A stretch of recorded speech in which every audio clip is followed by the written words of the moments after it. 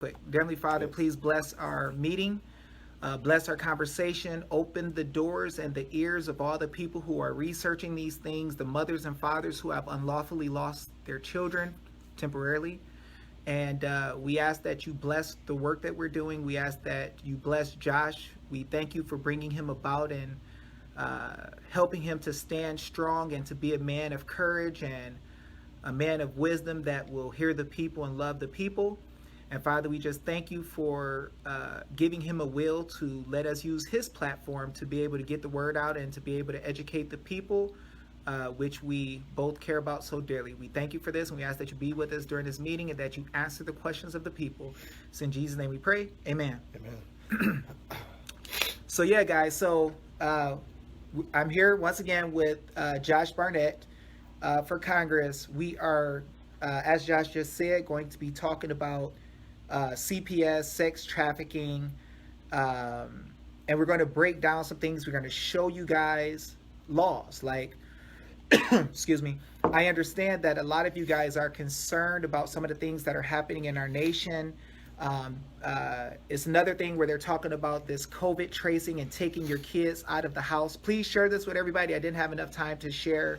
Josh can't touch his device, so he won't be able to share. I have to look like this every so often to see what's being said, so that's what I'm doing if you see me. Yep. And I'm looking at two different cameras, guys, so that's why we're looking a little awkward here. Yeah. But it's all good. So which one did you want to hit first?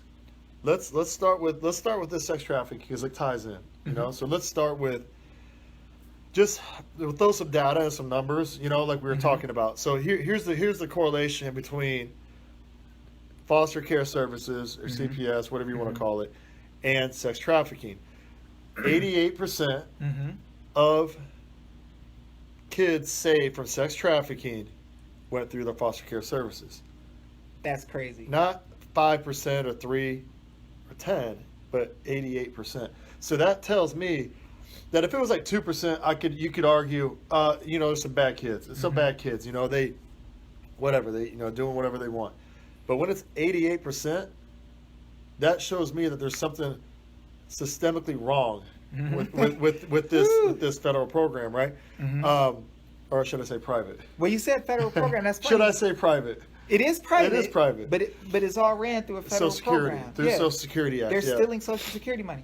I wonder if the people know about that. Like, for the people who are all online, we do like for people to be to interact with us. I want to know, did you guys know that the Social Security Act is what's used for the funding for CPS? So when they steal your kids, when they take your kids without law and without right, they're actually going into the people's money, and you get these politicians saying, oh, the trust fund for Social Security is gone. Where's everybody's money? They're not telling you that they're actually taking the money during child support cases, CPS cases, and other cases, COVID. They're taking money from the Social Security, splitting it up between the judges, the attorneys, the guardian ad litems, and they're actually putting your money in their pocket. Yeah. So when they talk about doing a business or enterprise, how many of you guys know? Give me a heart if you did not know that they're taking money for when they get a child support order. If a child support order is $3,000, they'll take $3,000 from the parent that they want to take from. Then they go into Social Security and take another $3,000 and split it up between the attorneys, guardian ad litems, judges, or whoever's involved. They match it out of a federal slush fund. funds matching. Out of a slush fund, basically. Out of the trust fund. Oh, excuse me, trust fund. So where you put your money. Guys, I'm purposely misstating things. Yeah. Just so, because a lot of people think that. Yeah, it's crazy. Yeah. Yeah. We're putting in money, and the way they presented this to us, this social insurance is you put money in there your entire life and it's building up. Yeah. And then when you retire, they're going to give you money back and take care of you and all this stuff and make sure you're okay if something bad happens to you. But they're spending the money by calling it an enterprise, and they're taking the Social Security money, splitting it up between the people in the courtroom, and then they're donating the rest to the general fund. And the general fund is controlled by who? The legislature. Okay, there you go, guys. It's a racket. So did y'all know that? If you knew that they were taking money from the general fund, please everybody share this with everybody. We need to get these numbers up because this is some deep stuff. You ain't gonna find many politicians that will talk about this. So as we're talking about this, Everybody you know who you want to hear the truth, we need to let them hear the truth from people who are running for government offices. They need to hear it from people other than you. So don't be afraid to share. We ain't gonna say nothing that embarrass you. Yeah. But you gotta let them hear the truth, because every one of our family members, friends, they need to know what the truth is about this situation. They need to know about the missing kids. They need to know about the trafficking. They need to know about what CPS really is. And if we don't tell them, it's our fault. So this is a gift today, guys, to be able to have somebody who actually believes in the law. Silence is complicity. That's right. So y'all need to step up. And some of you legislators out there need to step up too. And there's a few that have. There's a few that have. But there's a lot that know what's going on, and they just sit on their hands. And I find that very cowardly. And we're talking about kids here, people. We're not talking about somebody's dog. I love dogs too. But, we're not talking about, some random thing. This is freaking kids, man. And they're being stolen. They go missing. Mm-hmm. The slate gets wiped clean every 6 months. Oh, now that's Let's talk about that. We guys, listen, they gather these names of missing kids, right? He heard this personally, right? So Yeah, I know I he heard knows it what he's personally. talking about. So you talked to somebody who's in government. Yeah. And there was a lot of people around at the time. And he told you that after how many months? 6 months. 6 months. What did they do? They just wiped the slate clean, man, like it never happened. So if a kid got taken... even this senator, the state senator, was like blown away by this number. I mean, he was pissed. So, Let me make sure I got this right. Hey, y'all, make sure we got this right. Everybody pay close attention here. So you're telling me when a kid gets taken from a parent, which it may not even been a lawful seizure of the kid. Probably not. The CPS workers can get the kids, and they have some type of emolument or benefit where they can lose kids and they don't get prosecuted. Yeah. But if the kid gets lost, after 6 months, they erase the whole record like they never existed. Like it never happened. So then they could really go on Backpage or into the hand of a sex trafficker easy, and nobody would ever know. And more than likely, from the numbers of the 88%, that's probably what happens. So what happens if a parent? And it could be that one out of 1,000 kids and one out of X number of kids does run off and do some dumb stuff, But wait, the numbers don't dictate that. I don't understand though, because from what I see, there was a family that had their kid run away in Mesa, Arizona. And the kid likes to go outside, play and hide and run away from people, whatever. And the mother and father were looking for the kid. Arizona tried to place charges against them because they were looking for the kid. The mom, I guess, came in the house and fell asleep or something by mistake while the police and the fire department, everybody was looking for the kid. Then the next morning, I believe it was, the kid showed up in the bushes, hiding right in front of the house. So Arizona tried to press charges on them because they lost their kid. And they felt that the mother didn't do what she needed to do. They fell asleep, right? So my question is, why does CPS get a benefit that if they give kids to somebody they're going to charge the mom, but rapist, they get nothing. But they don't get charged. Yeah. It just, there's so many things that can be fixed so easily. That's the thing is, and we have this child trafficking thing coming up on the 31st. Mm-hmm. And a lot of it is, post getting busted, I guess you could say. Mm-hmm. And what I mean by that is these pedophiles, what they're saying is we need to have harsher minimum sentences. So like 15 years minimum, mandatory minimum for somebody who's a pedophile. And I think pretty much everybody's for that. I mean, I'm for that. Harsher penalties, right? But I told him when we spoke, and we kind of dropped some knowledge on him, with Shelby and Steve. Mm-hmm. And we told him, like, listen, that's fine, and we agree. But we need to end this thing before we need to nip it in the bud before it even gets to that point. Mm-hmm. That's right. So they might be a pedophile. But what we would try to do is take the number of kids that they have opportunities to even get to away from them as much as possible. That's right. And that's what a lot of we had five. I think it was 5 bills that was going through that were going through the Arizona. Hold on real quick. Yeah. Jake, there's no such thing for real of qualified immunity. We'll talk about that too. Okay. Please remind me to talk about that, Jake. Go ahead. Yeah. I'm sorry. But we had 5 bills, I believe it was 5, that was going through the AZ Ledge, which they voted to shut down the session.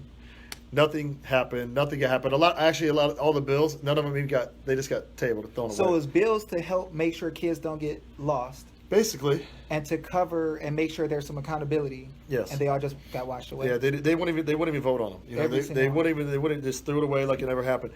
And Farnsworth did get the one bill passed, but it was like insignificant. I mean, it was good to have something, but it was insignificant because the one I felt had the best opportunity of actually being useful and truly doing something was the one that Marty wrote up. Mm-hmm. And Marty Lynch wrote this bill for State Senator Farnsworth. Mm-hmm. And what it was, in a nutshell, or very easily, was putting basically your right to a jury or for every case. Back in courtroom. Back in the courtroom. Kind of like the Constitution said. Well, you would think that we would follow the Constitution, but unfortunately, that's not the case. Because as you know, when they go there, it's a judge and an attorney, and that's it. And the judge is the all-knowing person that decides whether the kids are moved or not. So that's kind of deep to me, though, because what's funny is that CPS is under Social Security Act, which is federal. Yeah.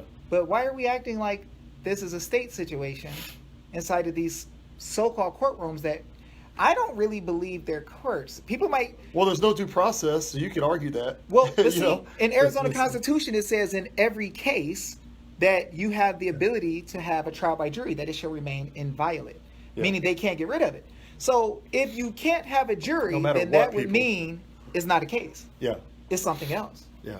And, I kind of ask people, I say, hey, could it even be possible that government officials who are working in the private could possibly be tricking parents into believing they're in court cases when they're not? Yeah, they just kind of omit the information. Yeah, they kind of just put whatever they want in there. They're going to make money off of it, right? A lot of money. Bring attorneys. Could it be... Let me even ask you this, because this is pretty deep. So we got the separation of powers, right? How could it be that an executive branch agency like the FBI, CPS, Child Support Enforcement can just write an order themselves to go pick up your kid or take some out your paycheck? Or how does that happen? Because you have to have the judicial to be able to do it. Now, you could fake like you're in a judicial court, and if everybody just believes it's judicial, they just go along with it. I wonder if something like that could ever happen. Probably. Title 23. What do you guys think? Do you guys think that's possible? That did they really think that the government would lie to us? I don't know.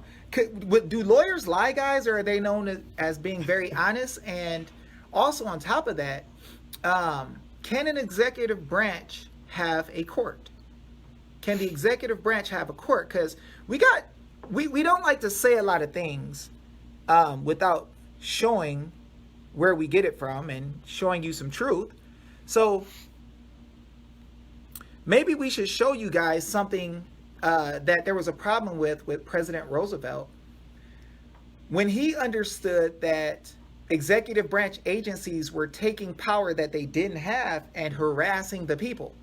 Now, you'll also see this in the Declaration of Independence, where it talks about how the king was sending swarms of officers to eat of our substance. We got a king here in Arizona now. Yeah, King Ducey, I think his name is. King. We got a king now too. King Cream, ice cream guy.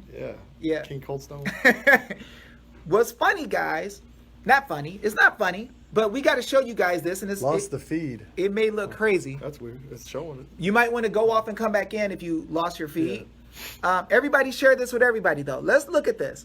We're going to look at the problem that President Roosevelt had.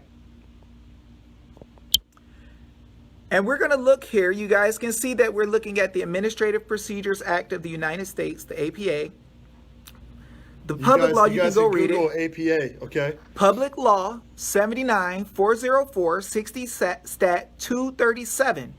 It was enacted on June 11th, 1946. So right? It's a positive law.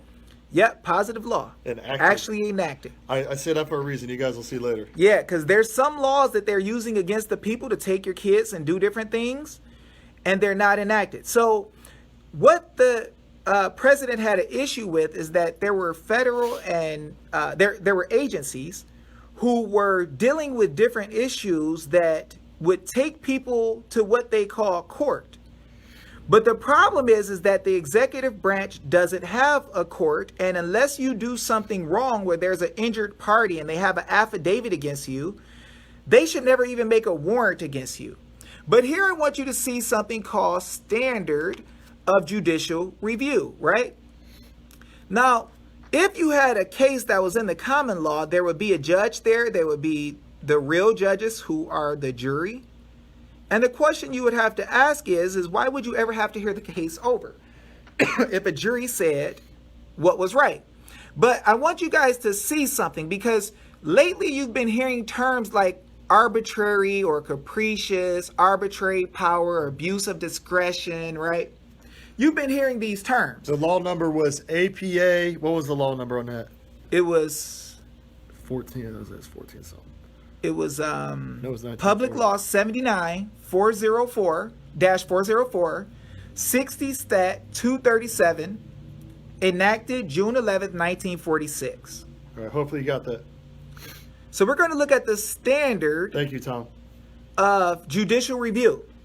And right here, guys, you can see on my screen, I'm David Jose on Facebook. If you need to go retrieve this information, we are at 17 minutes and 5 seconds into the video. If you need to retrieve this information, you'll go back to 16 minutes. Let's look at what the president found was a problem.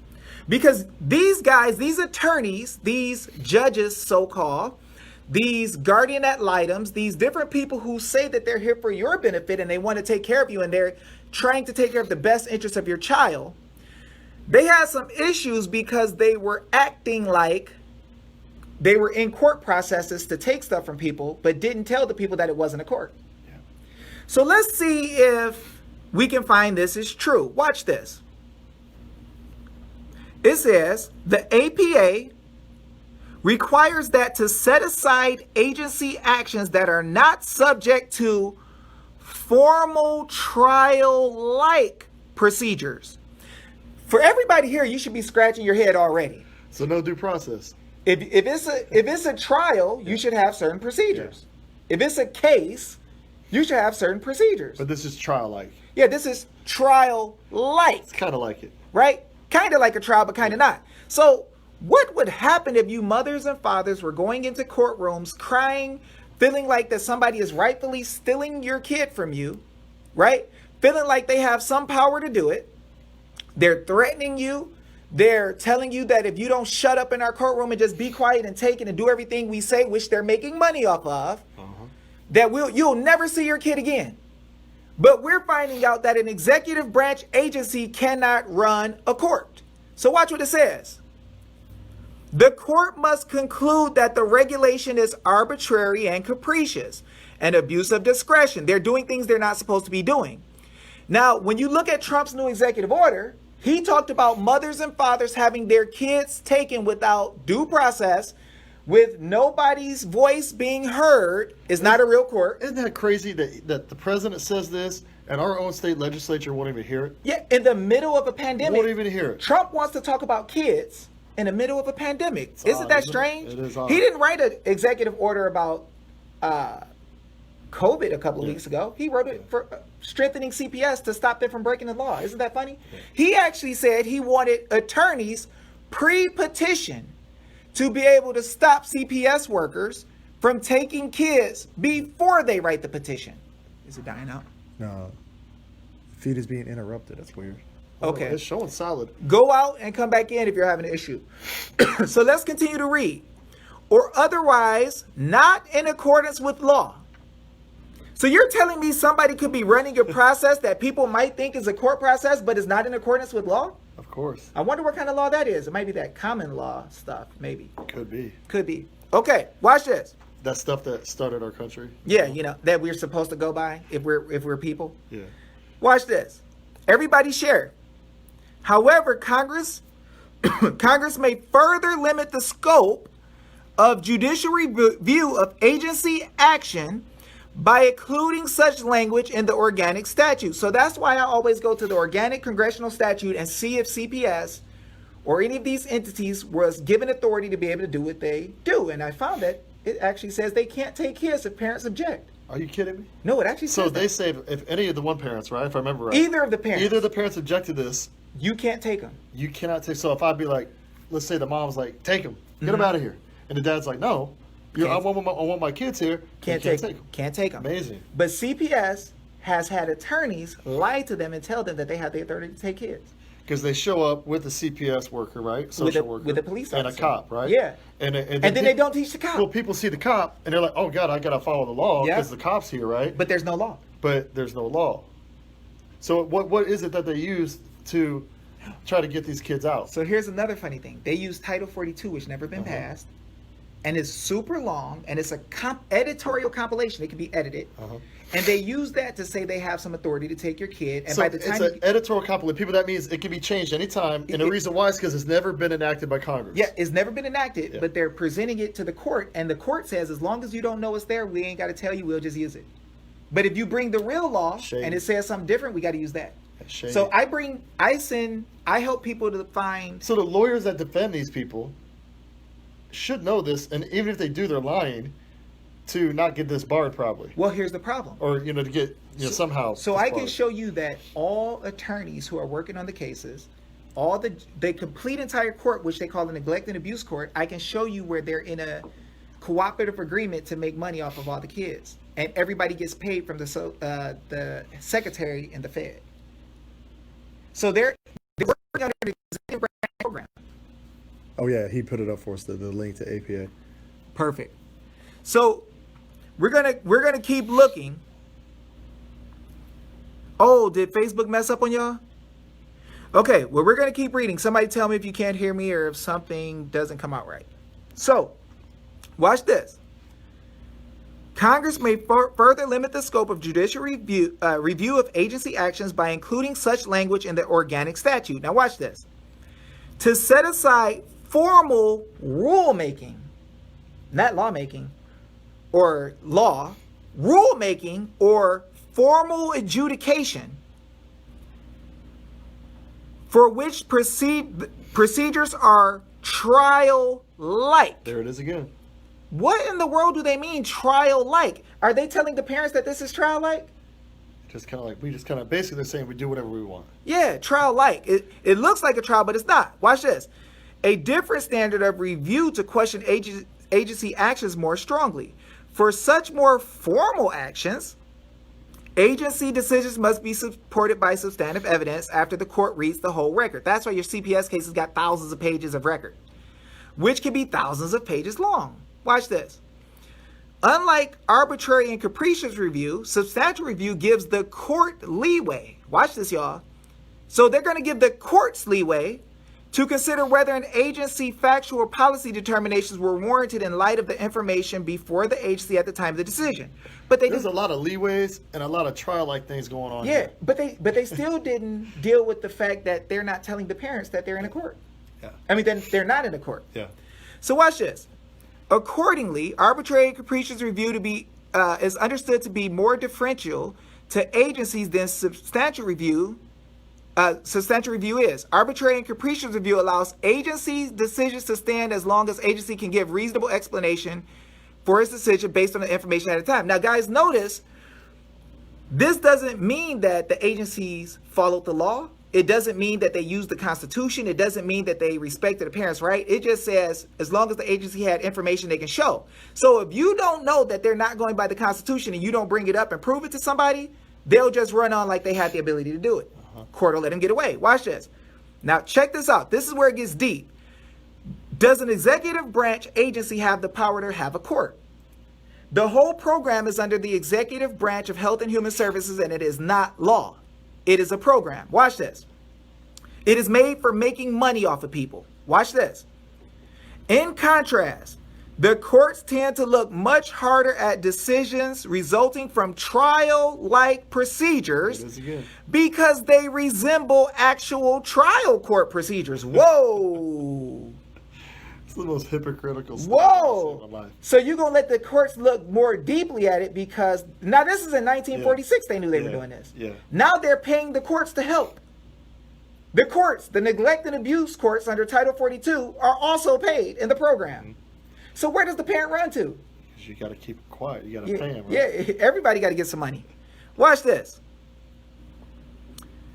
They actually resemble trial court procedures. But, now this is where it gets deep.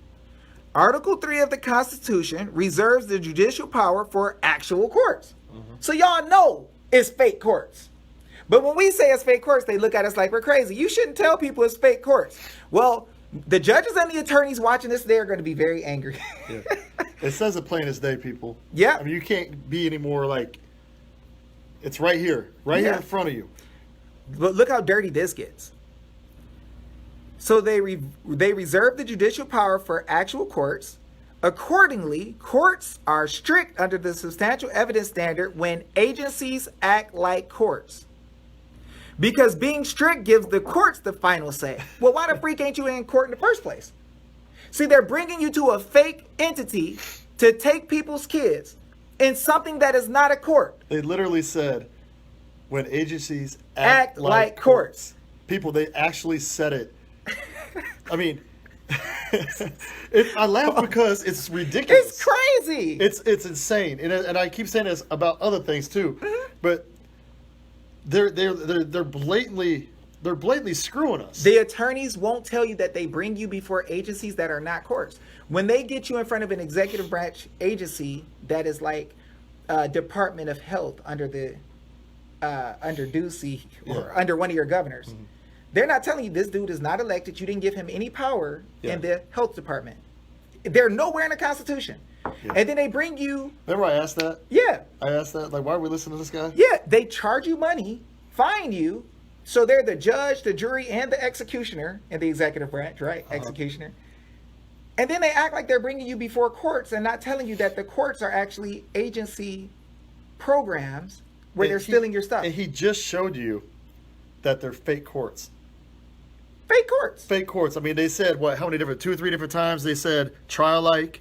And then they said, under the substantial evidence standard, when agencies act like courts, because being strict gives courts the final say. Like, guys, you can't be any more obvious. Like, it's like, you know, they always say hide it in clear day. Yeah. You know, hide it in plain sight. It's so bad. It's so bad that the agencies. But people don't know, and that's why we're here. Yeah, that's why we're here to show you guys the real truth. I'm telling y'all, no attorney's gonna come on this video. When the attorneys see our videos come up, they just run and hide. They're watching, but they run and hide. They don't want to talk no more. They talk so much when they want to tell everybody how smart they are and how much their education costs. But I went to Harvard. Yeah, I'm from Yale, right? Well, I can read, and he can read. Yeah. And he's read a lot on this. That's Yeah. why I consider him the expert on this. And I've learned a ton from him since, well, about a year now almost. Yeah. In Denver and everything else. So, Yeah. Yeah, he spent countless hours with me The common people teaching me about this particular stuff. The common people can understand plain English. Don't let anybody tell you you're not a scholar, you're not smart enough. Our Constitution is plain English, and they're going to tell you about one of our things in the Constitution. Watch this. It says, preventing agencies from using too much judicial power in violation of the separation of powers. In the separation of powers in your state constitution, guys, it actually says that nobody in any of the 3 individual branches will use any power of anybody else's in any other branch. Wait, does that mean co-equal? Co-equal, can't touch each other's power. You guys heard that term before. Yep, so they can't come together in a cooperative agreement to make money and then take your kids and say, hey, this is okay.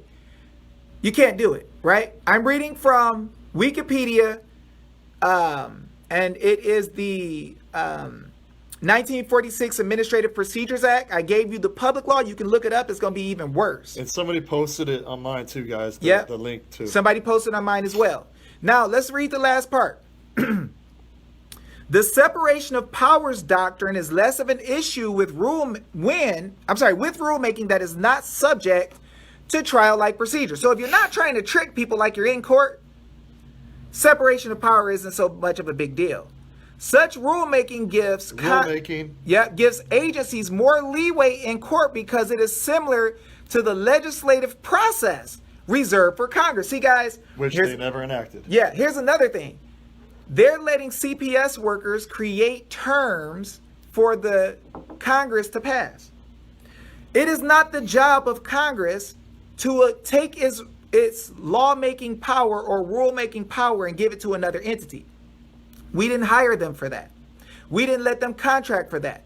So what's happening is there are legislative tribunals that are being created that are not based on the law. Now, there are some legislative tribunals that are based on the law, but this ain't that. So it says the court's main role is then to ensure the agency rules conform to the Constitution and the agency's statutory powers. Now here's the problem. Every single statute must be made through the lens of the Constitution and must be constitutional. So an agency can't have power that goes against constitutional power. So if the Constitution says that every man or woman must, if you want to take something from them, they must have due process of law, a jury of their peers, and the courts are to be courts of law. That means the common law. You don't get to use statutes. You don't get to use them. If due process is inviolate of in the Constitution, then why in God's name do we not have due process in these courts? So they're not courts for one. That's probably why. Yeah. But you know, I get that question a lot. But I want you to hear from him. Okay, so we can look at this because everything we do, we're going to show you some law to back it up. What I say means nothing. What Josh says means nothing. What the law says means everything. And what your forefathers told you is dang sure important. So when we look at due process and how it cannot happen in a court in America, the first thing we have to do is understand what is a court and what's not a court. All right. So I'm going to pull up 1935 Social Security. Your people know. Yeah, 1935 Social Security Act. People, just Google it. It'll pop up. So, excuse me. 1935 Social Security Act. So, first of all, we have to ask, what in the world is this Social Security Act that they're using to take your kids, take child support money from you that is making them matching money?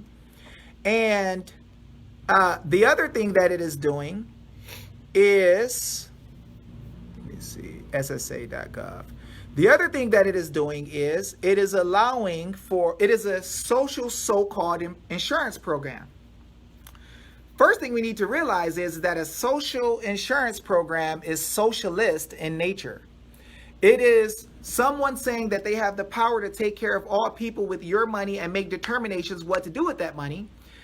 But what you're going to find is that's crazy is if you read what the preamble of the Social Security Trust Act says.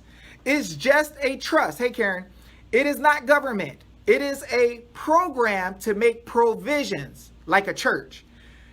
When your church realizes that there's orphans or widows or people who need money, doesn't the church say we take care of the fatherless and widows? Mm-hmm. So a provision means we're going to take so many dollars and put it aside just in case we get a widow that's struggling or the preacher needs food to eat or people need food boxes. Yeah. So you fill up God's storehouse to make sure everybody has what they need, right? Yep.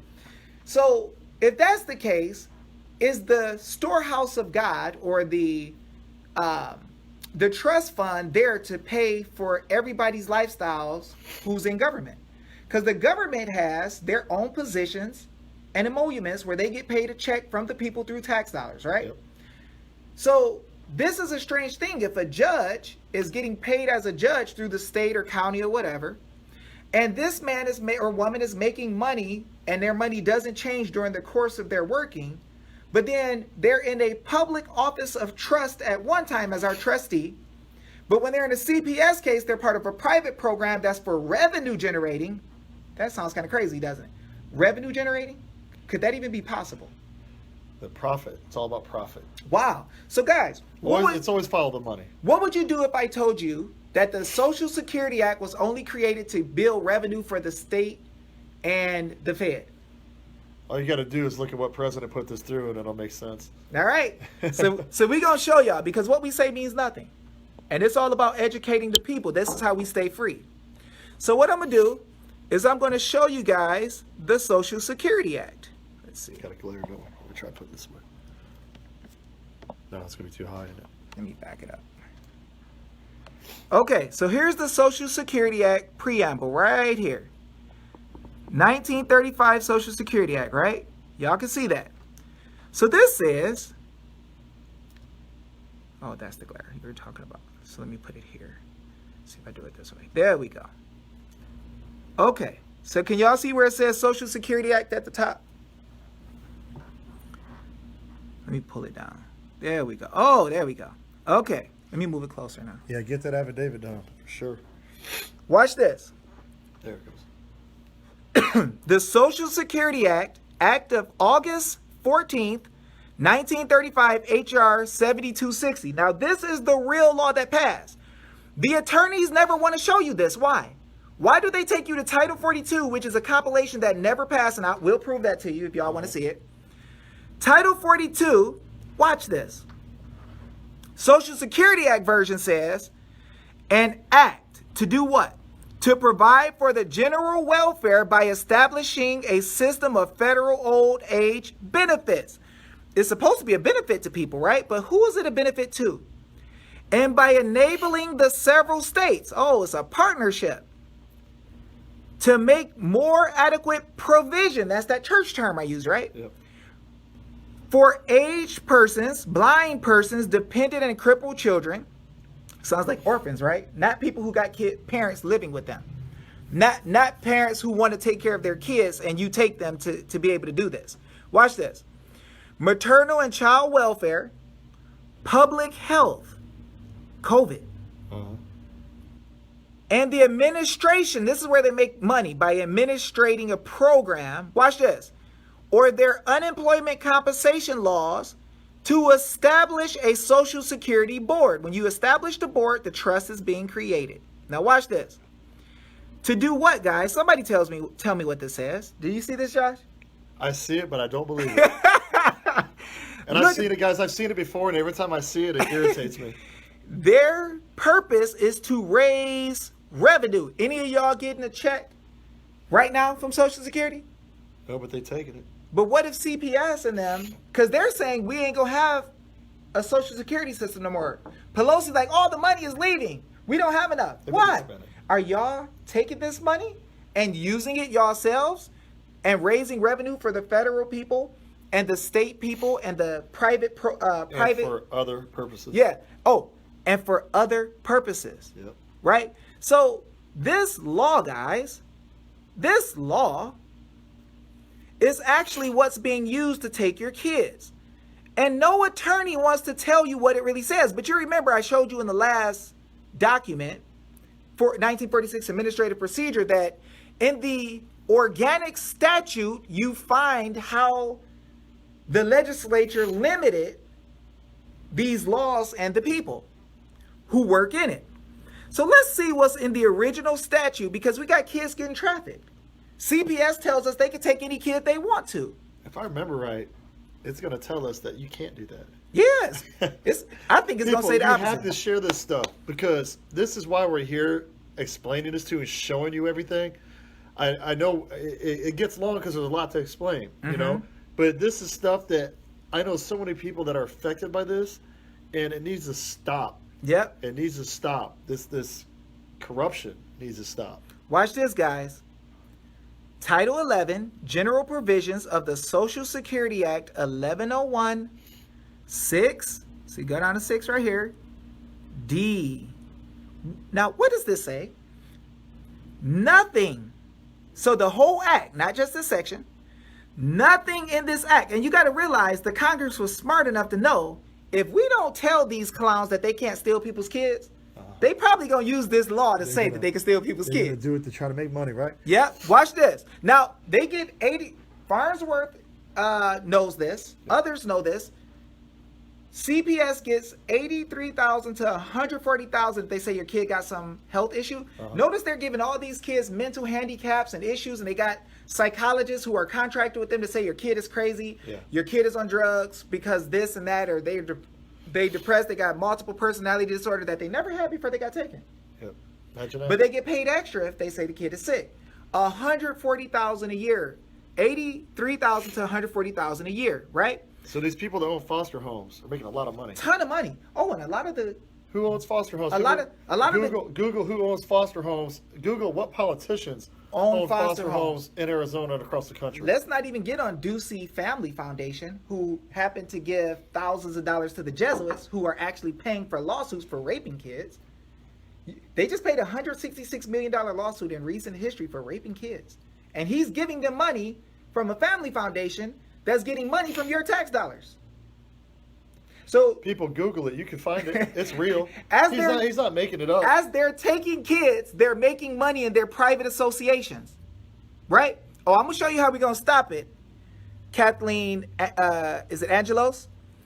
So watch this. This is what 1101-6D of the 1935 Social Security Act, which is the original intent of the legislature, and you can never change the law's original intent. It says, nothing in this act shall be construed as authorizing any federal official, agent, or representative in carrying out any of the provisions, not laws, of this act to take charge of any child over the objection of either of the parents of such child or the person standing in loco parentis to such child. Now, how in the world is it that we're here, not somebody you writing can, you laws? can literally print that section out. And if they come to your house and you're like, you're not taking my kid, whatever the reason is. Now listen, here's the thing, and I get this, some parents are terrible and this and that, right? Okay, let's say if they are. Mm-hmm. Then why aren't they arresting them on a criminal charge? Well, 90 to 95% of kids who get taken in Arizona, they don't press charges on them. So that means that you didn't want to take the kids to arrest people for a criminal charge, They because they like weren't doing anything criminal. Yeah, because criminal charge means you got to go through a real court, a court of record. That's true as well, yeah. So they don't want to have evidence get into the case because now you're going to show that the system has been stealing the kids unlawfully. Yeah. And you took kids with no jury, which means that in a normal case, you have to say a parent shot somebody and they found out, they arrested him, he went to prison, there's nobody left to watch the kid. Yeah. So Now like, you for can take 'em example, in. because you hear, and there are some bad parents, right? There are. So Mhm. let's say that 13%, we'll talk about that later, but that 13% of quote bad parents that are bad parents, of meth head, crackheads, abusers, whatever. And if that's true, then they should be arrested criminally. Yep. For being crackhead, meth head, having drugs in a house like that, having abusing them and stuff like this, then they should be arrested for that. You shouldn't just go snatch the kids and say, oh, we heard this, or somebody called something in. Arizona With no due process. taking people who did not have any charges, no issues, who speak up too much, Yeah. and arrest them. So when you get up and you're costing them money, you're telling you what they're doing, they will hide evidence in the CPS case and say that you can't have access to this private court. You got to ask a judge who's not actually a judge. He's in an executive branch program. Yeah. So he's private. So what they'll do is, when a person, like we had a couple of powerful people in Arizona who stood up and they're like, arrest them, right? Because they don't want the word to get out. So they're hiding all this information. They're doing this around the country, guys. They're hiding the fact that it's an executive branch program, which means it can't be law. Because you have two types of relationship. You have people being arrested because of a wrong or a tort. And then you have people coming together and doing things because of a contract relationship. It's called ex contractu. So if the government officials are working in a private contract agreement, if they try to prosecute somebody, you can't do it under that court. That's why they always remove you from the CPS court, take you to a criminal court, and try to prosecute you. Yeah. Because they're not in a real court. But Arizona Constitution in Article 6, Section 30, I believe, says that the Supreme Court, the Superior Court, and the Appeals Court all are to be courts of record. Courts of record are all to move by the common law and no statutes. So if they bring you to a court and say, oh, we're going to take your kid because of a statute, that's not common law. That means your kid never got taken under the law. Mm-hmm. They got stolen. And this is what the mothers and fathers need to realize. If your children have been kidnapped, guys, and they didn't use the common law because you killed somebody or something, they actually stole your kids. Now, we're not going to just tell you this. What was the one we said we were going to look at? We looked at what we're going to do is we're going to look at the law in Arizona. It's really a statute. It's not an actual law. It's called a law, but it's not the main law. How can you track your child placed in a foster care home? You really don't need to. What you need to do is give notice that you know what the real law says, and then we all will come together as a people and pursue those who are stealing the children. And the remedy comes from more people knowing the law. They've been hiding the law, so they thought we would never find out and we wouldn't be able to catch them up. But we're going to show what the real law says. Now, I just showed you guys something that said that no federal agent, right? No federal agent, officer, or representative can take charge of any child against the wishes of either of the parents, right? Or person standing in loco parentis. Now, we gotta talk about the agent situation too. yeah, the thing that most parents are going to logically say after that is, "Oh shucks, I guess I'm in trouble then because the state agency is a state entity." And I'm here to tell you that the state agency and your legislature is playing a little trick on you. Either they are completely private, or they are working in the private agreement, which makes them private, excuse me, and no longer government. And I'm going to prove this to you. So I'm going to just take Arizona statute. It's ARS A.R.S 8-453. Now watch this. Sorry guys, my big old fingers. I'm trying to flip this around. Now, here is 8-453. I'm going to pull it down as far as I can. Can y'all see that? 8-453 powers and duties. You can look it up for yourself. The director shall, right? So we need to know what the heck is going on with this director, right? Now, you're not supposed to mix the different branches of government, right? The executive branch, these people are an independent agency that sits up under the executive branch. It is not the executive branch, right? Now watch this. Number 7, cooperate with agencies of this state, country, and municipal agencies, faith-based organizations, and community services agencies.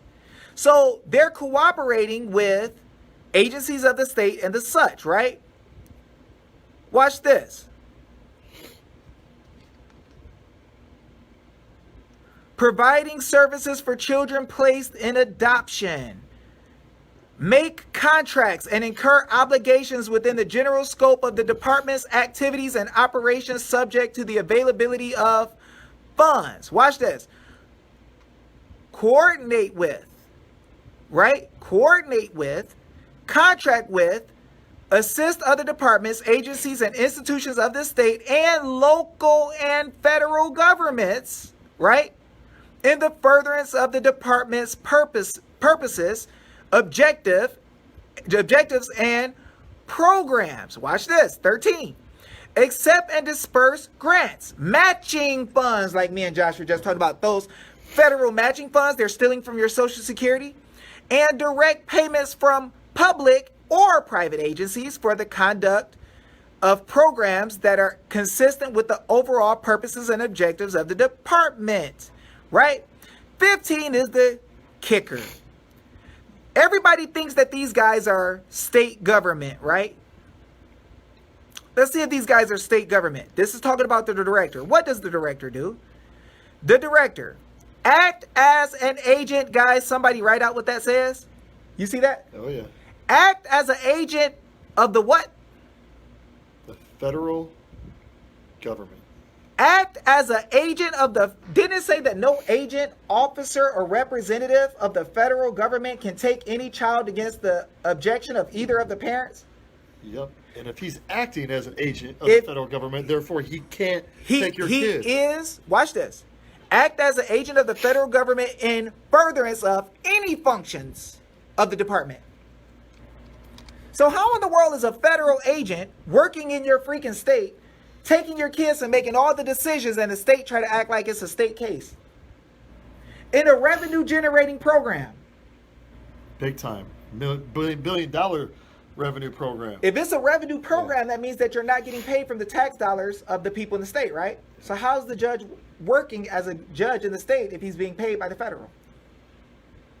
That's that public-private partnership. Ooh, boy. Come on now. They're not... Watch this. If you're in the executive branch, as they want you to believe, right? Separation of power says you can't work the state and the executive, legislative, and judicial can't come together on the same team, right? What's this word right here? 17.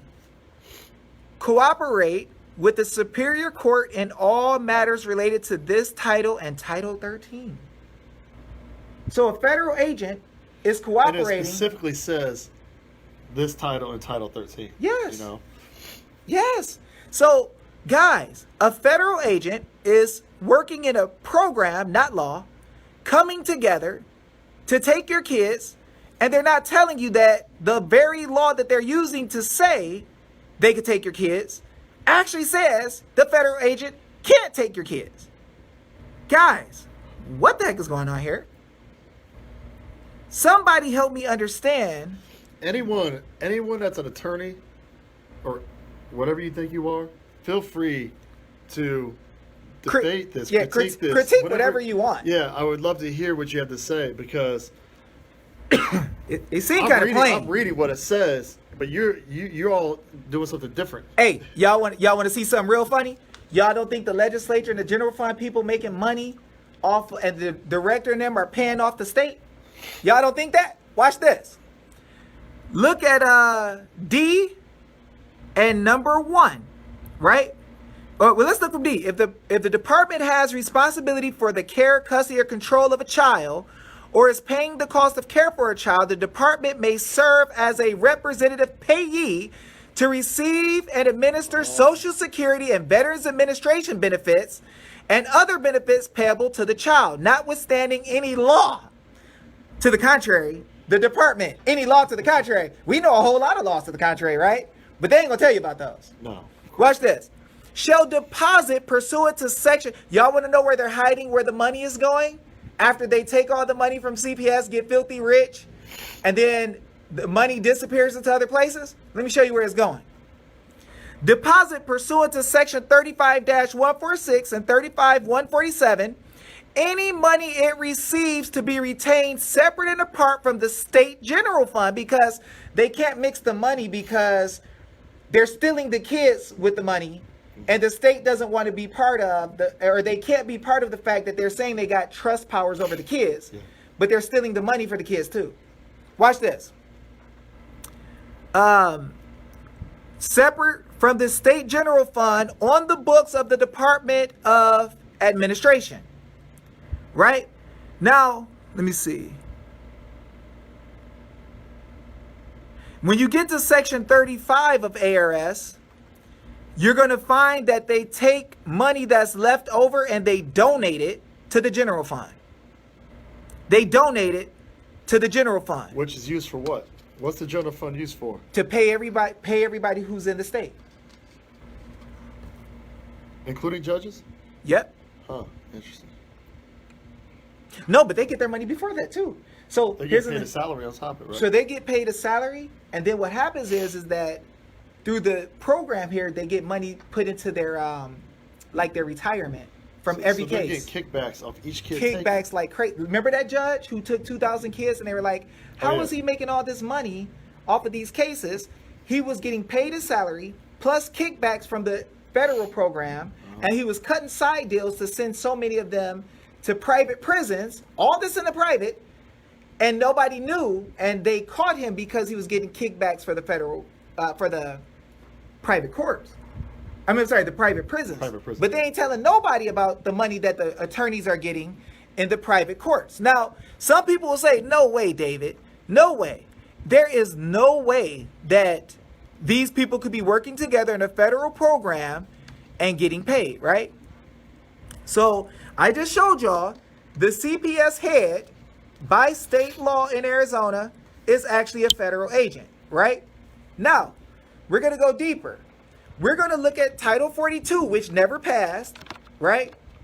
And I'm going to show y'all how they trick us. Should we show that? Do we have enough time? What time you got? I don't even know, to be honest with you. It's 4, almost 4. Okay, so we're gonna try to get this wrapped up. While he's pulling this up, what was funny is I went to a McCain Institute Ducey human trafficking meeting, right? Oh, yeah. And it was the first one that I went to. And I went up and started talking to this guy because I learned all this and I was pissed. Mm-hmm. I was mad about Title 42 and being non-positive and everything else, right? And I learned about some of the numbers. So I went up to this guy and David recorded me. I had no idea who the guy was. I was wet behind the ears, man, with this whole situation. But when I learned, I wasn't too happy about it. So I started talking to this guy, and I asked him, if it's a non-positive law, how's it being used, why is it being used, and how is it being used legally? And I also asked him why there's no due process in courts. Because up to 2005, there used to be. Mm-hmm. And then I found out that when you get rid of due process, it went from when they took kids away from parents initially with due process, 87% With the of jury them, in the room. with the jury there, Who can read through the book? Yeah, exactly. So they would be like, no, send the kids back with the parents. You're This not is stealing that good. person's kid. 87% of the kids went back to the Wait, parents. so when you had juries who can, because we trust juries to read through the bull, Yeah. even when government actors are trying to go after a man or woman for clout or, to raise their score of how many people they convict, we trust government officials only so much as when we get into a case and the jury takes over, the judge ain't in a room, and they tell if somebody's guilty or not. Yeah. So when we had juries, you said 87% of the kids went back to the parents. They said the parents said the situation not bad enough that we feel that the kids need to be removed. Yep. So 13% of the kids, what I would consider why we have CPS, well, why it was originally what I would think it was used for, to take kids out of bad situations, like truly bad situations. 13%. Now, they got rid of the due process and of course, they got rid of the juries.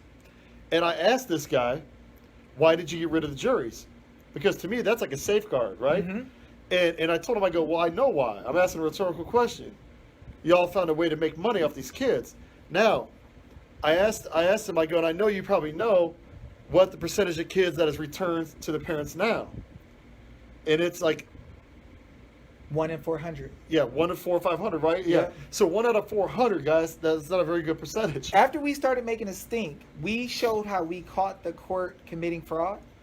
And we talked to a guy who actually works in the Supreme Court building on November 5th, I think it was, 2018. And My I son's exposed to birthday. them how I put an affidavit, habeas corpus by affidavit document in the Supreme Court. Anybody can go see it. I showed all the fraud that happened in my case, how they had 5 stories by the person who falsely accused me. CPS had a wire on, heard her change her story multiple times, conflicting so horribly. They tried to help her lie, hid 4 of the stories so that they could take my little guys. Uh-huh. So I told them, I said, you guys must have thought I was stupid because I put the habeas corpus in there. You thought you would just kill it like every other case, but you guys didn't realize that I had an affidavit form. So when you ignore affidavit, you're saying that my claims are true. So the Supreme Court judges told them that they can just ignore the case, but that didn't stop him from having to answer the affidavit. Uh-huh. So I had all this evidence in there. And I told him, I said, so we know that y'all don't like to give kids back. We know that y'all using a fake program. We know this, we know that, we know that. By November 13th, if you go look in Arizona, and we got witnesses, people saw me live talking to this guy. We got witnesses that by November 13th, they didn't used to have cases where the appeals, right? We didn't have cases where they would send the kids back. Now, we have proof that we have, I think it was 21 cases in a row. After we told that guy that we knew what they were doing and we caught them up and it was caught on record and everything and how we trapped the judges, 21 cases in a row, they returned the cases back to the kids, the case back to the Superior Court, remanded them back, and tried to get them to find a way to fix it. Yeah.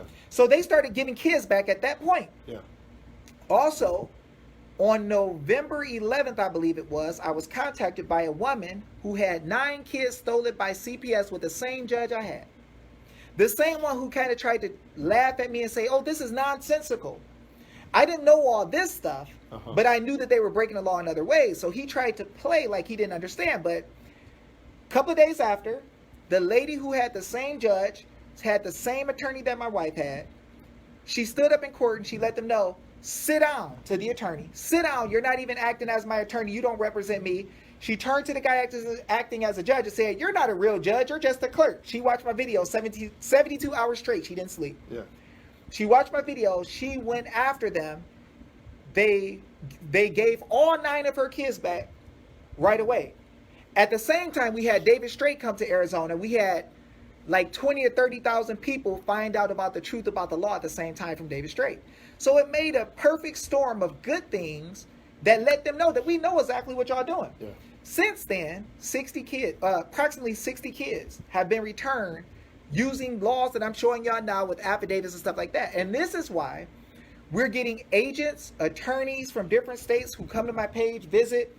They try to attack and act like, don't trust that guy. He's a fraud. He's a liar, right? And then you go to their page and you see that they're juvenile attorneys. You see that they're judges. You see that they're guardian ad litems.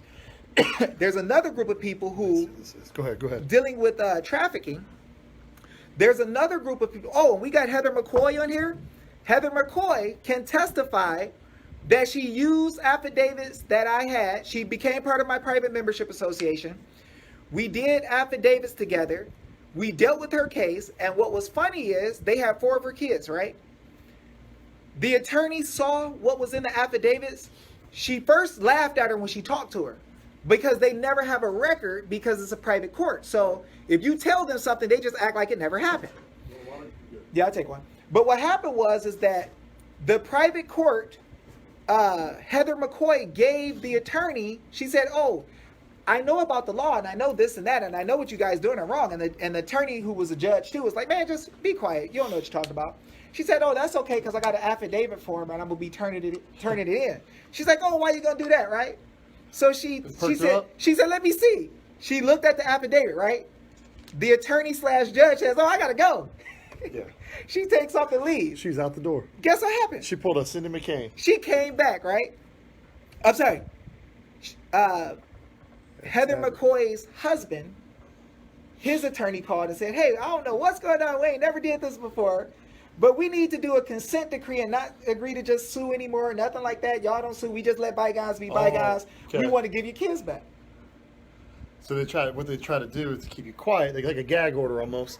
So we'll give you your kids back, but you got to be quiet. And you signed a consent decree saying we're not going to tell on you. So they wanted. She knew so much. So they said, got to double protect themselves. Either way. Here, we'll give you your kids back if you just sign saying you ain't gonna tell. So it's funny. They came back to her and I said, let them know. Yeah, I got my babies right back. Yeah, she got her babies back. Let them know. I said, you tell them, right? Because she was concerned, like, man, I don't know if they're being rough with me now. Like they're telling me I have to do this or do this. I said, you tell them. If they give your kids back, you won't get them sent to jail. Tell them that. We're not signing no consent decree with your garbage, right? So they gave her kids back, right? The lady in Arizona, they gave her 9 kids back, and a woman who works in the system of the guardian ad litems and attorneys around the nation who are preying on parents, they actually did some shady stuff. They went to her and they told her, if you tell that David Jose helped you get your kids back anymore, she said she was the FBI. She was faking. She lied. She said, we're the FBI, and if you tell, we gonna come after you. So the lady actually for a while blocked me and stopped talking to me. Yeah, So she had another scared, problem. right? She had another problem. She messaged me back. I'm like, man, I was looking for you. Where you go? Yeah. But she got her kids back, right? So the thing is, guys, just like with Epstein, the media hid the truth.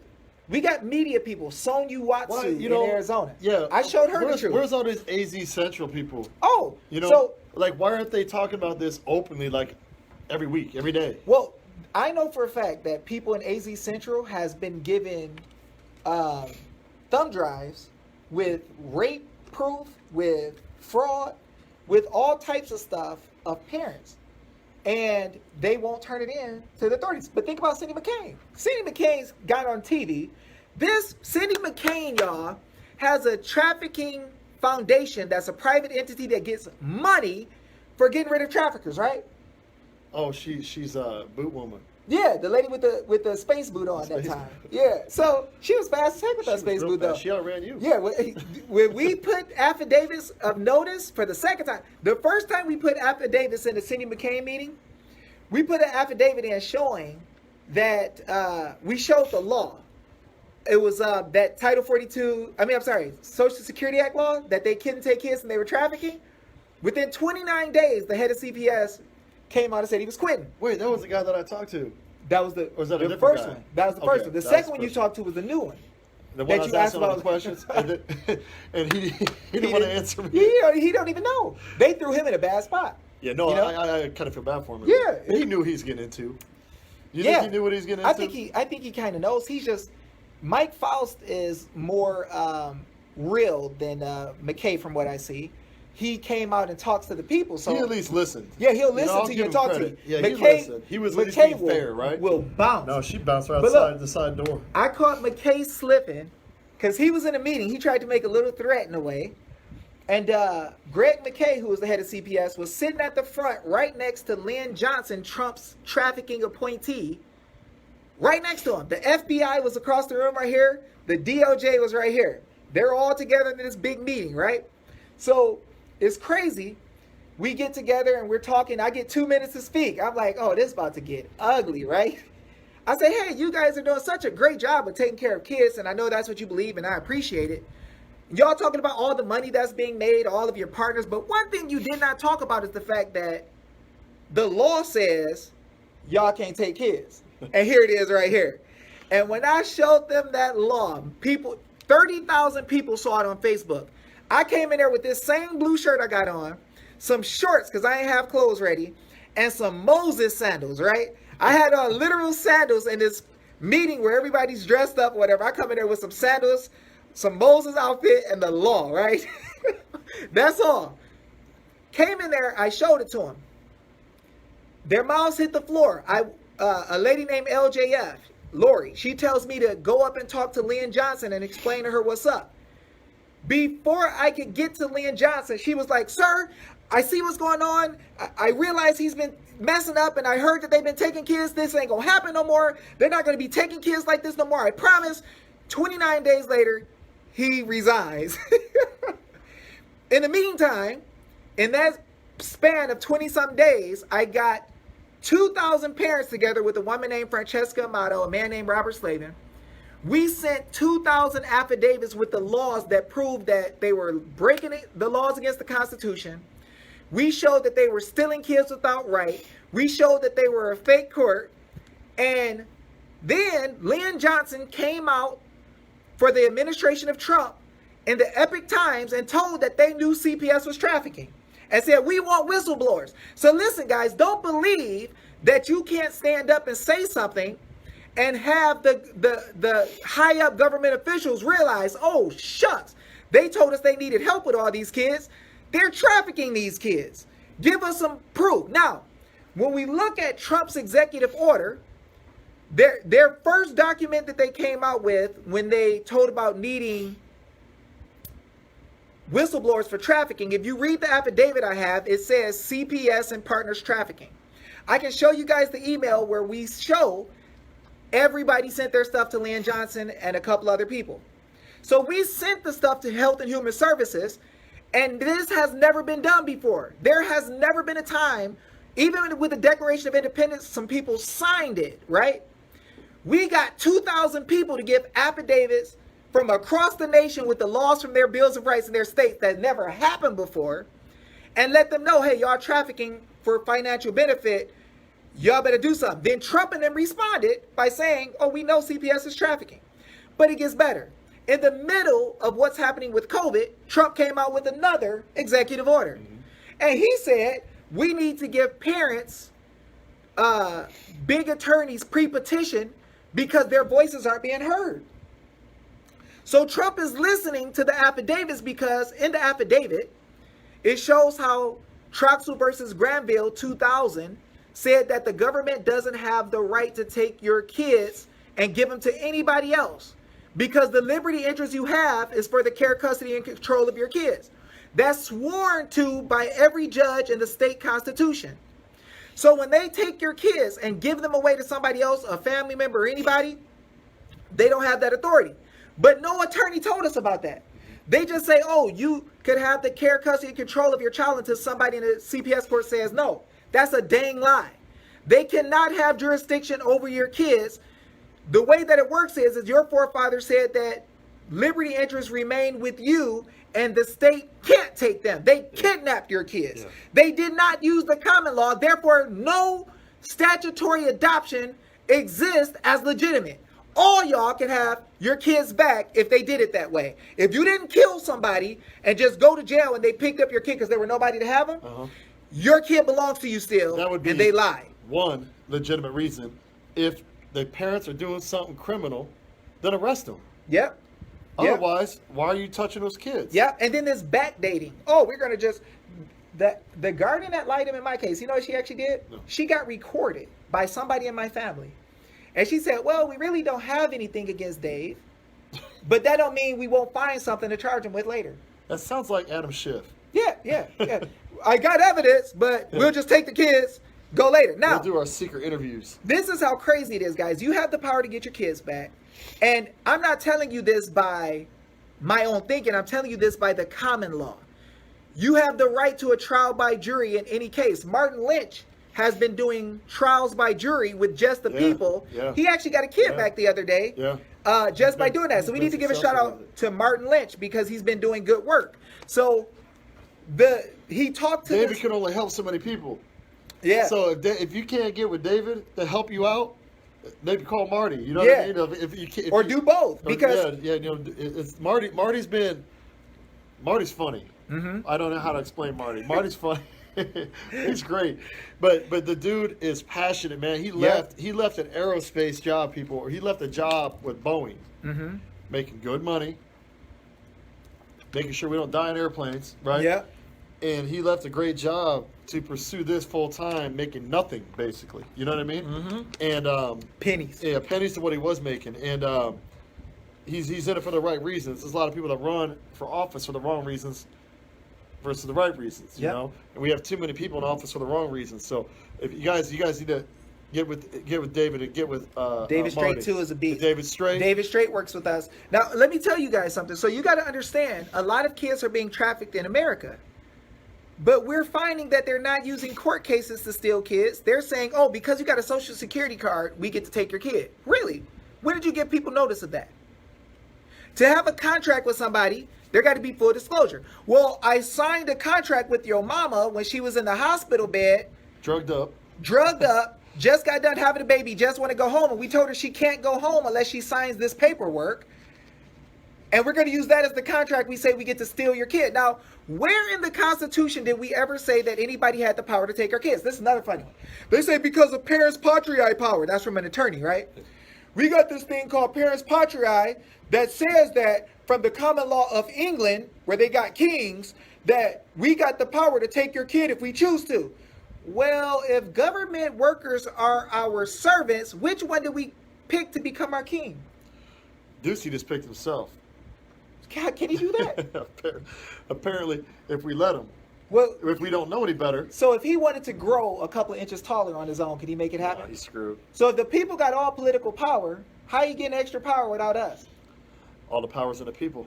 He's stealing it, huh? You guys got to remember, all power's in the people. Yep. Hey, I remember there. Oh, I got to show y'all something. Funny. Not funny, but funny. If we don't have fun with this, guys, we're gonna go crazy. Yeah, you will go crazy. You got to be able to laugh. People are like, Dave, how do you laugh if your little guys ain't with you and you still fighting? The way I laugh is because I know I serve a good God and he's giving me all this information. I know where it's going. It's only so long.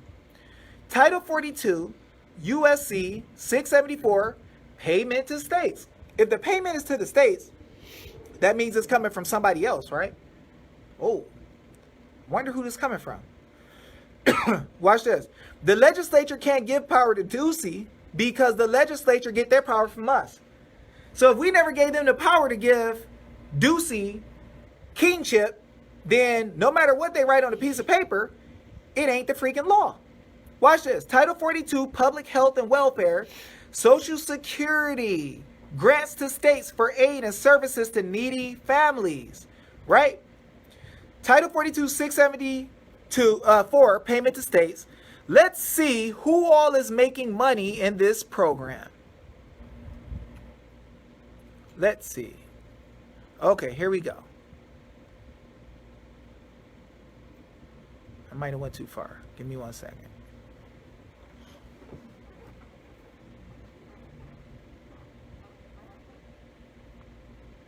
Okay.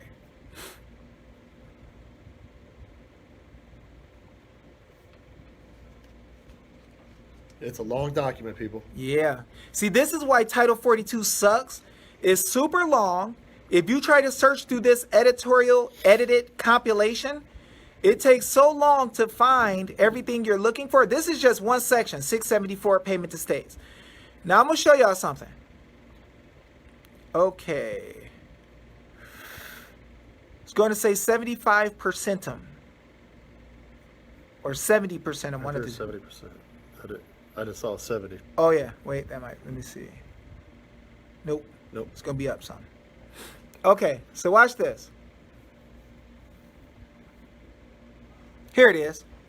75% of so much of such expenditures, including travel and per diem, right, expenses, as are for the short-term training of current or prospective foster and adoptive parents or relative guardians. So I'm going to show y'all who's getting paid in these programs and getting money given to them for administering the program. Then I'm going to show you who they're working with. Staff of state, I'm sorry, please forgive me. Let's go back up. Prospective foster or adoptive parents, so they're getting money, or relative guardians, they're getting money. The members of the staff of state licensed or state approved child care institutions providing care, so they're getting paid all from the same pot. Or licensed or state approved child welfare agencies, they're getting paid, CPS, providing services. They're stealing your kids, but they're telling you they're providing services. I'm serving you by removing your kids from the house. Okay. To children receiving assistance under this part, and watch this, members of the staff. Now I know about a superior court, I know about a appeals court, I know about a Supreme Court, I know about a criminal court, or I've never heard of an abuse and neglect court. Yeah, they just created it right They here just made in this statute. They just created a term called neglect and abuse court, and that's what they use. See, when you establish a trust, you can name stuff in the trust, and it's created right there. You just put a name on it and you go, that's what Yeah, it is. like when they call you a non-custodial parent, Yeah. you're the parent that don't have your kid. Yeah. They just make that term up, label you as that, and they sue the non-custodial parent as a business. Yeah. They're not suing Josh Barnett as the man. Yeah. They're suing the non-custodial parent. You see? So watch this. Members of the staff of the abuse and neglect court. So they hire the whole freaking court to work in the program. So is your judge a judge if he's getting money outside of his salary from your taxes? Where he's making money in a federal program and they hire the whole staff? He's a clerk like that lady Yeah, said. he's a clerk. He's a clerk for superior reviewing purposes. Watch this. Agency attorneys are being paid. Attorneys representing children or parents. Hold on now. If your parents are getting paid... Why are the attorneys that are representing the kids and the parents getting paid by them? By the executive branch secretary. Oh, wait. So they make sure that they get what they want out of the Yes, situation. they're going to improve the outcome to be what they want when everybody's getting paid by the same executive branch secretary in the federal HHS. Watch this. Guardian ad litems, those people who you think got your kids' best interest, oh no, they just getting paid as part of a program. And if the attorneys for the parents want to take the kids to let everybody get adopted out, and they could just run an adoption mill and the cases go real fast, if a parent's attorney only get paid $500, then you want to have 1,000 cases, right? Yeah. 15 minutes each. Yeah. So they run cases through without even hearing people, and this is why they don't listen to y'all in court. This is why Donald Trump just said that they have to produce or give a publication of the parents' rights to everybody because the law required that and they haven't been doing it. Also, Donald Trump said that the parents have to have high-class attorneys, high-level, that are going to actually speak for the parents because their voices haven't been heard. Huh. So Trump knows what's happening. Watch this. Or other court-appointed special advocates. The CASA members are also getting paid. Why are they doing this? Let's see if they'll tell. In ways that increase the ability of such current or prospective parents, guardians, staff, members, institutions, attorneys, and advocates to provide support and assistance to foster and adopted children living with relative guardians, whether incurred directly by the state or by contract. So guys, what you got to understand is that some powerful things are being shown to you where these people are lying. They're really federal agents. They're working in a program to make money. But a federal agent can't take your kids. Yeah, but see, this is the funny thing. Everybody want to argue about the best interest of the kid after they steal them. Yeah. I'm like, why the freak are we talking about this? You stole them. You had no authority to take them. They're like, well, the state can make a decision about anything. No, they can't. Because the state is bound by the Declaration of Rights that says that you must have a jury to take away a life, liberty, or property. Children are a liberty interest based on what Sandra Day O'Connor said. How the freak are you taking kids without a jury? Well, I don't really know how that happened. Well, give them the freak back. We switched that in 05. Yeah, give it back. Well, no, because we decided to. The Constitution says that every man or woman, when they show that they are one of the people, the case must move by the common law. That is ARS Statute 1-201. If I'm lying, I'm dying. Look it up. No attorney gonna tell you this. If I'm lying, I'm dying, right? The attorneys will not tell like you. like a criminal trial or something. For example, let's say you got a fake FISA. And it's under false pretenses, right? So like General Flynn. Yeah, so you're going after Flynn on something that wasn't even real to begin with. Therefore, the case should be tossed out the window. Well, think about this. They went after General Flynn, an American, in a FISA court. But the Constitution, the Constitution shows that if somebody does something wrong, that they should be, the attorney, the county attorney in the area that he's in should bring a charge up against him, right? If it's a federal case, in the law, it shows how you are to bring a case against somebody. You can't even get a warrant issued unless it's with evidence, probable cause, somebody saying with the affidavit that and swearing under oath that they've been harmed. So now they get guys who are giving them information with a shady FBI that doesn't have a charter. An executive branch so-called agency that don't have a charter going after people. The people are not subject to you, but you're going after them. So what happens is the FBI makes up some stories and gets some people to make up some stories and go to a private court, FISA court, to go after General Flynn with lies. Straight up lies. A private court like CPS. A private court. Yeah.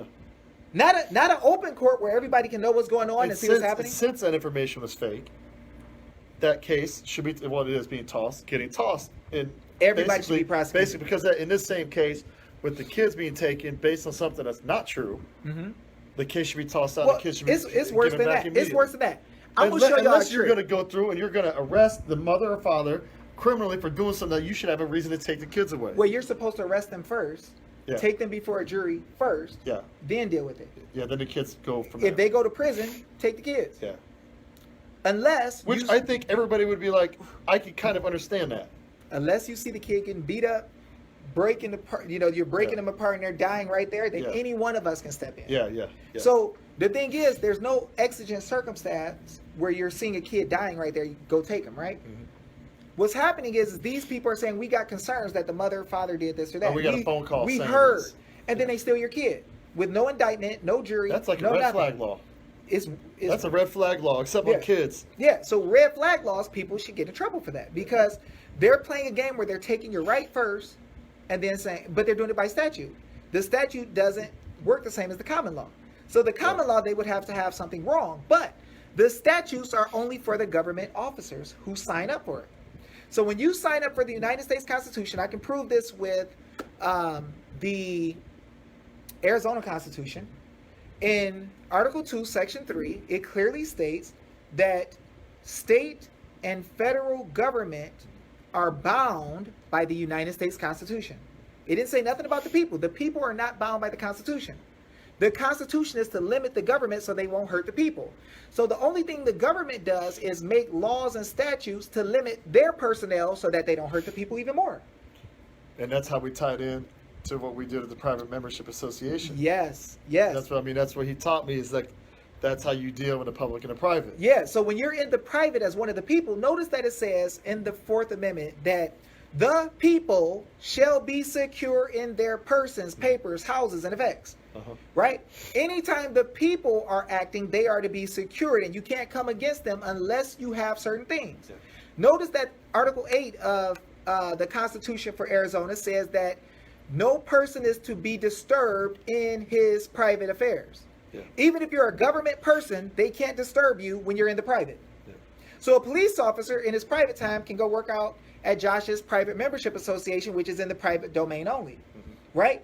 When you have a business, they're saying, oh, you gave your business away to the state by contracting with us.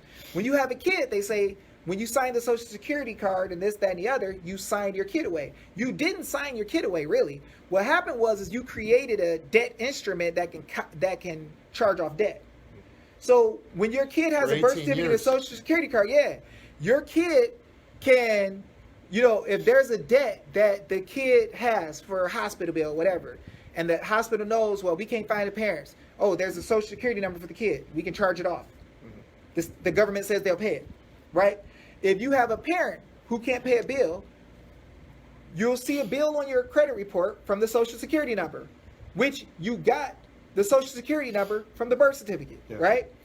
You can charge off that debt because we're in a land that you cannot throw people in prison for debt. So the whole purpose is there's a transmitting utility that's not you. It's a corporate piece of paper with an all capital letter trade name.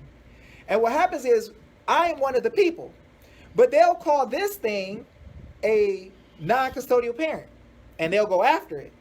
And if you don't give them the money, you can look up. David Straight showed us how you can look up a certain page and you can find where they're charging the entity they created. They're charging the money from the Social Security money that's been in there since you were born. So that's how they get you. So when they throw you in a private jail, they're charging that account if you're broke. When they're going through court cases and they're cashing in the bonds, they're charging that entity. So they just don't, anytime they hit you with a statute, they're charging the entity that they call a partnership or business or individual taxpayer. They're charging that as a person. That's why every statute says any person who does this is guilty of this. This is why 26317 of ARS statute says any person, like government personnel, any person who does not follow this or knowingly refuses to follow, you get hit with a class 1 misdemeanor. Then right after that it says, but any membership association that's in a private membership organization or any member thereof doesn't have to follow it. Yeah, choose to opt out of it, right? Well, you don't even have to opt in because you're in the private. It doesn't apply to you. Exactly. So they don't tell you the difference between being one of the people and a person. It tells you in the Fourth Amendment that the people shall be secure in their persons, papers, house, and effect, right? Any person shall not be disturbed in their private affairs or their home invaded. Why your home invaded? Because your home is private. Yeah. Your home is not a public building. Your home is not a public place.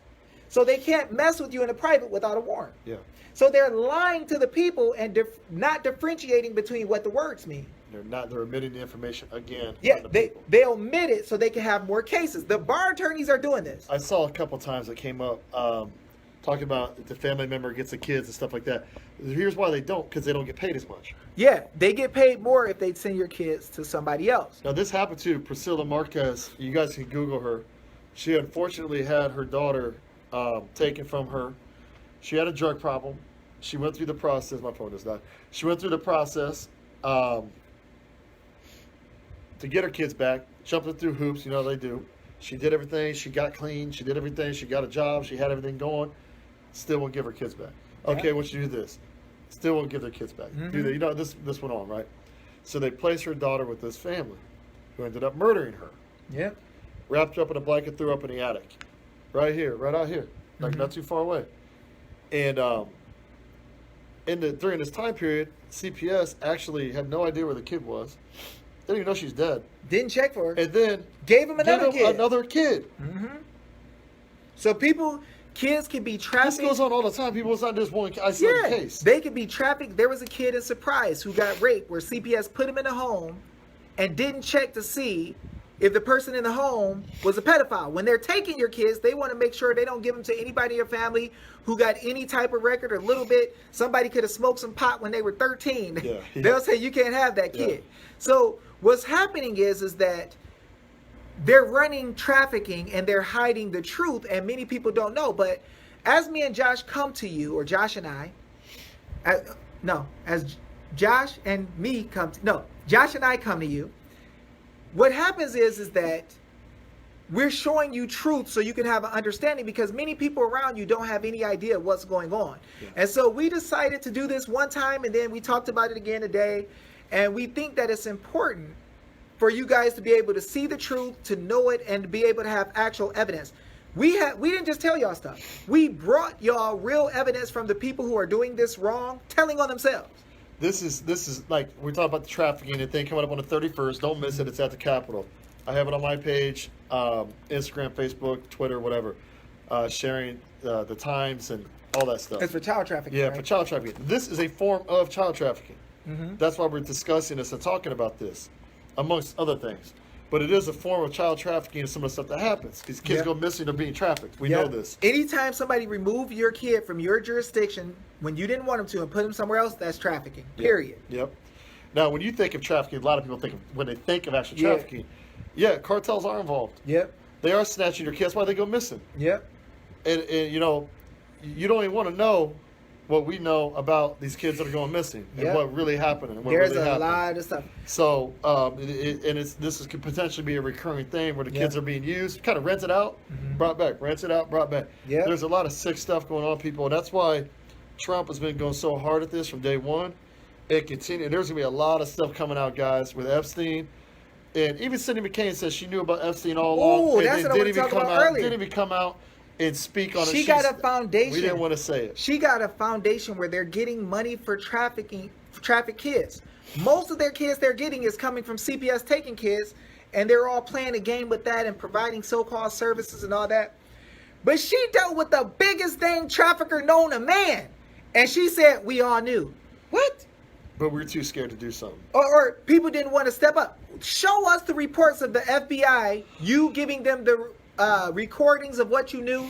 Show us where you made reports, Cindy McCain. Show us where you connected with other attorneys or state officials or anybody, a judge, a magistrate, somebody. Show us where you knew and you told. You say that, but show us where. Because she was like this. Just you'll go after a mother or father and take their kids, and they'll try to come talk to you in a meeting, and you won't want to hear nothing. But y'all stole those kids, and I just proved it. But then the biggest pedophile in the freaking nation, maybe in the world, the world for that matter. maybe in the world, you hid it and you knew. And the people around you hid it and knew it like maggots. And that's why you don't care about the kids and the parents who come to you now. That's why. Because That's y'all why know they what's happening. Put on a front of this McCain Institute child trafficking, whatever she calls it. Mm-hmm. Put on the front like, oh, we're trying to help the kids. And won't report trafficking. We're trying to help the kids. But you knew the biggest pedophile piece of crap on earth. And did nothing. And you didn't say nothing Put about it covered up under the rug. Y'all all knew. So why you go to sleep at night when baby's being raped, but you want to claim that you're part of a trafficking protection group, right? This big foundation. Everybody want to talk about all the cooperative agreements and the money everybody's making and all the kids we got in the program. And we need to get some more people. And let's go to the libraries and let's get school back going so we can take some kids. Or let's go to people's house and COVID trace. Y'all trying to find every way y'all can to get some freaking kids. But when you knew that a grown man was sleeping with babies and getting them shipped to his house and all these other people who were connected to him, you said y'all all knew. We wouldn't be getting to Haiti. Yeah. Oh my gosh. Because Arizona did hire Laura Silsby. Oh wait, after she got arrested for trafficking. Kids out of Haiti. Yeah. Got prosecuted. Hillary helped her. And then right? came back. And then she came back and got hired in Arizona. And started her own organization. No, she got hired by Alert Sense, who is the parent company of Amber Alert. Amber Alert. In Arizona, she passed a freaking check. What better way to find kids than on Amber Alert? Amber Alert. Notice that they do an Amber Alert every time a parent won't give them their kids. But when Epstein do this, they ain't got nothing to say. And they hired the woman who's a freaking trafficker. We had to force them to get her. And if I remember right, Silsby's lawyer that the Clinton Jorge Foundation Pulo. hired he was from Venezuela, or where was he from? I don't remember where he's from. Somewhere down there. But he's a convicted pedophile too. And he got in trouble for trafficking kids. Guys, this is real. Like, we're not making it up. He was trafficking kids too. I wish it was conspiracy. Jorge Pulo, look him up. So guys, we're letting y'all know that what you call your government officials are working in private organizations, stealing kids. I just showed y'all by the law how they're stealing your kids in CPS. I showed y'all by the law that it said that they could never take the kids in the first place. Stop arguing over how many dishes in your sink. Stop arguing over if you're a good parent or not. Stop arguing best interest of the child that doesn't exist in the law, and start asking them, how the freak did you get the authority to take my kid when your law says that you can't take my kid? How did you go against the Constitution to take my kid to get him in your care? Don't talk to me about how good I am as a parent. Let's talk about how you just committed a felony. All y'all committed a felony. I can show you the law that says you committed a felony. Let's talk about that. Don't talk to me about no jurisdiction. Don't talk to me about how bulldog an attorney is. All the attorneys who want to talk are garbage if they won't stand up and show what we just shown. This is the real law. It exists. Why the freak does some dude from the ghetto and a Purdue football player have to show you the law? I shouldn't have to do that. Y'all paying people $500 an hour, $1,000 an hour, $100,000 to hear cases, and they don't tell you that the law says they can't take your kids. You think they just skip past that? They milk you. They milk you Come for on. years on this. They milk you for years. Everybody getting money, asking how much money they're making. Y'all know a lot of them caseworkers asking y'all to have sex to give y'all babies back. I got proof of that in different states where they said, oh, just have sex with me. In Arkansas, just have sex with me. I give you your kids back. We got an attorney in the movement who worked with the Clintons to make the freaking law. And she didn't tell you that Social Security Act said they can't take your kids. She helped write ASFA, right? And don't tell you that it says in there that they shouldn't be interrupting your private family affairs or taking your kids, but they want to tell you, no, this law gave us the power to take kids. It's only an extension of what we showed you in 1935 that says they can't take kids. If they're going to take your kids, and if it's criminal, they should arrest you. That's right. They should On day arrest one. you for a crime that you committed that your kids should not be around you. You should have been arrested and in prison before they even start And talking if that's about the case, we all know it's your not kids. the case. At least 87% of the time. Yep. More than likely. We know that's not the case. Get them kids It back. is. Look, we are exercising our right to refunds. It's called recaption in common law. Anything that's stolen from a man, That's right. We just talked about that. anything that's stolen from a man still belongs to him and he can get it back. And I believe that government officials in Arizona need to stand up. Now, I'm a very nice guy. I'm a very humble guy. I'm going to start talking to y'all and about y'all, and I'm going to start inviting y'all to come talk, right? You know what the statutes say. I'm going to show you that you wrote in for a guy to be a federal agent. I'm going to show you that you let him take the people's kids, though the Constitution says you can't. And I'm going to make you tell all these parents why you stole their kids, their child support money, their cars, all of that stuff. You're going to have to tell. And don't think we're going to let you get away. We're going to send you affidavits, thousands of them, openly. I'm going to give y'all a chance for a couple of days. And I'll let Josh tell me this. He'll give me advice, and I'm going to pray to God. I'm going to ask y'all and give y'all a couple of days to start trying to make it right and standing up and putting your life on the line like we do. And if you don't, you could just retire and we won't say nothing to you. Unless you've been part of it and we told you before. We are going to put you on notice across the country, thousands of you, and you will not run and hide from the law and the truth. At the same time, remedy comes from the people knowing the law. Everybody's going to know what you did. Now, if you choose that you're not going to listen and you're not going to say anything, you're going to get called out. And you're going to have an opportunity to tell why you won't stand up for the people, but you'll take their money. This is not a freaking game. You're not going to keep letting people take kids and think that they got the legislature authority to take kids when y'all don't even write statutes for us. And if you don't want to admit that, I'm going to put it out there too. And I'll have people serve y'all with thousands of affidavits. We going to CC Trump and Barr. You ain't going to be able to hide and act like you didn't know. The great thing is we got a president in office that's we watching. feel is aware of this. He's reading and He watching. knows what's up. He's watching y'all Facebook videos. And it's a combination of stuff that he's doing and information and educating people and doing what he's doing in combination with the president actually has balls enough to stand up and do something about it. Yep. Is what's going to make all the difference. Every time Trump put crosshairs on people, y'all cannot like him. Y'all can say, oh, I'm a man of color, I shouldn't like Trump. I ain't listening to that bull. I look at what men do. So when we made the affidavits telling Trump that people were stealing our kids, his administration came out and said CPS and partner was trafficking, and that's almost the exact title. I mean, CPS was trafficking or foster. That's exactly what was on the affidavit. Exactly what we told him. He made a executive order that almost matches our affidavit completely with all the concerns we had. Now we're sending him a notice about the bar and the government officials who working together to steal our kids' cars, money, child support money, all this stuff. They're stealing it through federal programs, COVID shutdowns, and all that bull. We're telling him now. So if it don't come back that he says something, you know I'm lying. But you're going to see he's going to respond.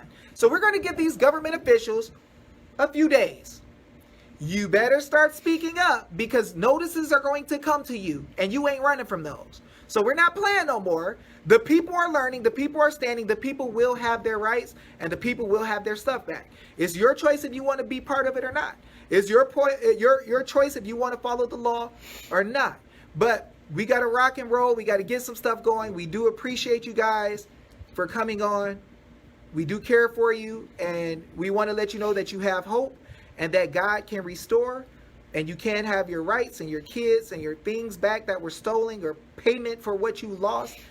It can and it will happen. You just need to believe, have faith, and take massive action.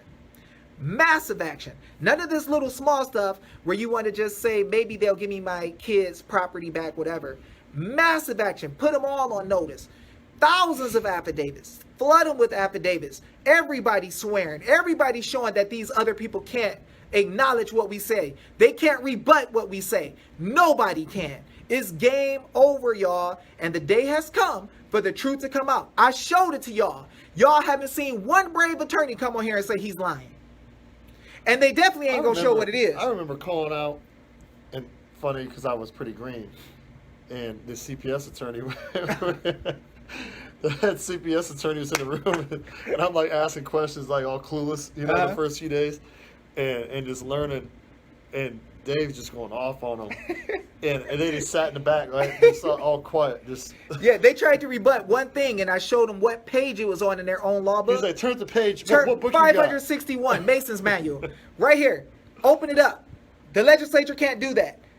They're like, yes, we can. I'm like, open it up. They open it up. Oh, you can't do that. I sent them a screenshot. Hey, Senator, look at this. Your attorney don't know what the freak he's talking about. Sitting in the back of the room.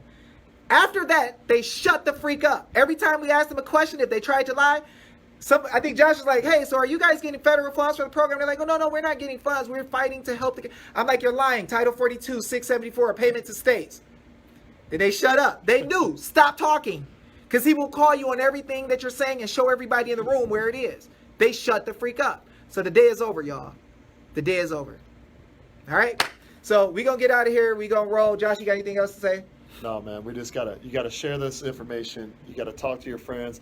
Anybody's had issues with CPS, just tell them to watch this video. Yeah, tell them to watch this video. If you know anybody's been affected by CPS or DCS, wherever you're at, whatever it's called, share the video and tell them to learn and contact him if they need more help. Yeah, say, if I'm lying, I'm dying. Tell them this dude said you can check everything he says and see if he's lying. And if he can't prove it, you can smack him whenever you see him, right? I'm not concerned. Because I know when people, I study so hard that when Heather McQuaid said, please add her. Okay. I study so freaking hard. I spend days up sometime where I don't go to sleep and I ask God to show me this stuff. And all this stuff I'm showing you, I found. I have some help on some things from gentlemen like Chris Hallett, David Strait, who's a powerhouse in the movement. He's like one of my mentors in many areas. I've been able to study this thing with affidavits and the state's constitutions. And God has blessed us tremendously. So I'm telling y'all, if you can't find what I'm saying, call me the freak out, make a clip of what I'm saying and put it all over Facebook if I can't. But if you can see where I'm showing you the real truth, their real laws, then stand up, be courageous, get your freaking kids back. It's time, all right? That's right. We will catch y'all later. We love y'all. Peace.